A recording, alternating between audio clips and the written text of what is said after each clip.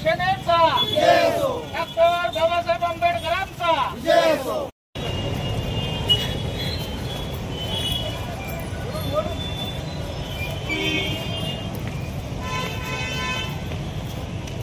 जमला 25 जण जात होतो आम्ही। लोकशाही आहे, हुकुमशाही नाही इथं। नेमकं चाललंय का? म्हणजे जायचं नाही, बोलायचं नाही। अधिकाऱ्यांना भ्रष्टाचार केला, जिल्हा परिषदच्या अधिकाऱ्याला जवळपास 4 ते 5 आम्ही विनंती केलो, आम्हाला फक्त विषय मांडायचा। मॅडम बाहेर येऊन 1 मिनिट आमचा ऐकून जाऊ।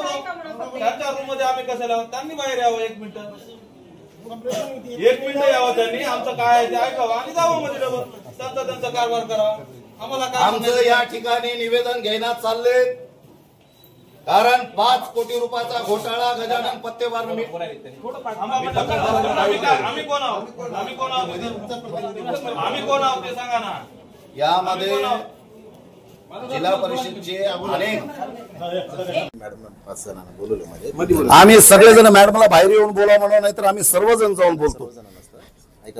साहेब आम्ही उपोषणच करणार आहोत।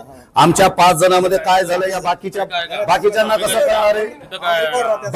नाही बाकीच्यांना काय कळणार आहे? आम्ही गोंधळ घालणार आहोत का? काहीच नाही, आम्ही तुमच्या पुढे उभा टाकतो, रेत सर आम्ही बोलतो। हा सर्वच आम्ही नियमाला जर सर ऐका सर, आम्ही गोंधळ करण्यासाठी आलो नाहीत। आम्हाला गोंधळ जर करायचा असला तर आम्ही वर आलो नसतो, बरोबर आहे? आम्ही उपोषण सुद्धा नाही मांडलो नसतो। मी काय म्हणतोय सर, ऐका, मी महाराष्ट्राचा महासचिव आहे, आनंदराज आंबेडकर साहेबांचा आदेश घेऊन मी इथं आलो। ऐका सर शिष्टमंडळाचा प्रश्न नाही, आम्ही हा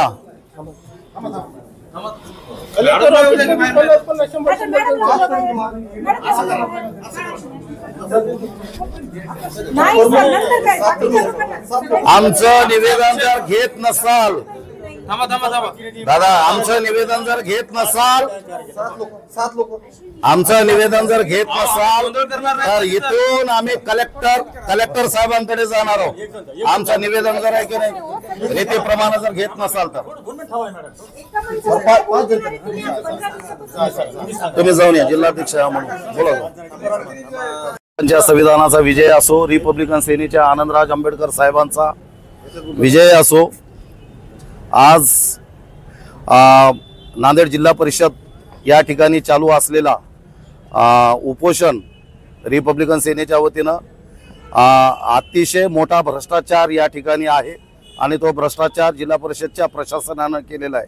या प्रशासनामध्ये कार्यरत नसलेला गजानन पातेवार हा या ठिकाणी मी अधिकारी आहे, कार्यरत आहे म्हणून त्याचे जे बी पोस्ट आहे शासकीय तो कर्मचारी आहे या ठिकाणी सिद्ध झालंय, आणि पण तो ज्या पोस्टवर नाही ती पोस्ट करून त्यांनी या नांदेड जिल्ह्यामध्ये प्रशासन आणि सामान्य जनतेला जवळपास 5 कोटी रुपयाला त्यांना आतापर्यंत गंडवलं आहे। म्हणून याच्यासाठी आमचं रिपब्लिकन सेनेचं हे सर्व शिष्टमंडळ आज सीओ मॅडमला भेटायला गेला असता मॅडमला जे दिलेला अर्ज आहे तर त्या अर्जामध्ये आमच्या जवळपास 20 ते 22 अटी होत्या आणि त्याच्या अटीमधल्या एक 4-5 अटीमध्ये तो गजानन पातेवार भेटलेला आहे। तो मॅडम सुद्धा म्हणतायत की तो या पोस्टवर नाही, या जिल्हा प्रशासनाच्या बिल्डिंगमध्ये कुठलाही कर्मचारी नाही, त्याला कुठेतरी माहोरमध्ये कुठली तरी पोस्ट दिलेली आहे, पण तो भ्रष्टाचारी आहे। आम्ही त्याची चौकशी करत आहोत, आम्ही त्याची चौकशी चालू आहे आणि येत्या 2 दिवसामध्ये आम्ही त्याच्यावर चौकशी करून त्याच्यावर गुन्हे दाखल करून त्यांना निलंबित करण्याचं आता नांदेडच्या सीओ मॅडमनं आम्हाला शब्द दिलेला आहे। म्हणून आम्ही आज जे 15 दिवसापासून चालू असलेलं उपोषण रिपब्लिकन सेनेचं आम्ही या ठिकाणी काढत आहोत, पण आमचं उपोषण संपलं नाही।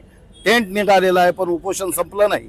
आम्हाला जर 2 दिवसामध्ये जर आम्ही मागितल्याप्रमाणे जर न्याय मिळाला नाही आणि आपल्या माध्यमातून सांगतोय की गजानन पातेवारनं करोडो रुपयाचे घोटाळे केलेत, त्याची चौकशी व्हावी, त्याच्या प्रॉपर्टीची चौकशी व्हावी आणि त्याला नोकरीतून निलंबित नाही तर डिसमिस करावं, एवढीच आमची मागणी आहे। जय भीम, जय संविधान।